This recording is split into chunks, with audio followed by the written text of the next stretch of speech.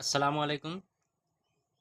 আজকে আমরা আমাদের এক কাস্টমার আসছে এই ভ্যানটা নিয়ে, অনেক কষ্ট করে ঠেলে নিয়ে আসছে। গাড়ি এত প্রচুর জাম হয়েছে যে দুইজন মিলে ঠেলে নিয়ে আসছে। এটা কি কারণে ঠেলে নিয়ে আসলো সেটা আজকে আমি দেখাবো ভিডিওতে। সেটা হচ্ছে এই কন্ট্রোলারটা আছে, এই কন্ট্রোলারটার ভিতরে এই দুইটা আইসি গেছে, যার কারণে দুইটাও যায় নাই। খুললে দেখা যাবে একটা আইসি গেছে মাপ দিয়ে। এই গাড়িটা আমরা যখন এই তারটা যখন খুলে নিয়েছি তখন গাড়িটা ফ্রি হয়েছে। যখনই এই তারটা আমরা লাগাই তখনই গাড়িটা অনেক জ্যাম হয়েছে।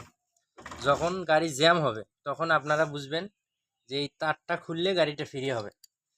সব সময় মিশু গাড়ি হোক অথবা ভ্যান গাড়ি হোক, আপনারা যদি গাড়ি জ্যাম হয় সেই ক্ষেত্রে আপনারা তারটা খুলবেন।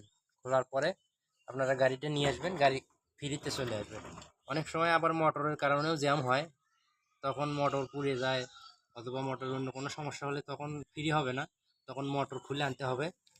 আমরা এই আইসিটা পাল্টান খুবই সহজ। আপনারা যেই তারটার মাথায় যেই তারটার জাম হবে সেই তারটার মাথায় এই আইসি দুটো খুলবেন।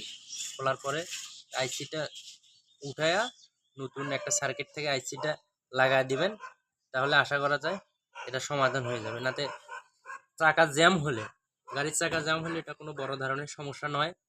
এটা হচ্ছে খুবই সিম্পল সমস্যা। আপনারা বাড়িতেও নিজেরাও এটা ঠিক করতে পারবেন অথবা আপনারা রোগটাও ধরতে পারবেন, যাতে করে আপনাদের গাড়িটা জ্যাম হয়ে কষ্ট না করে আপনারা এই তারটা খুলে, এই তার তিনটা খুলে সুন্দর করে নিয়ে আসবেন। ধন্যবাদ।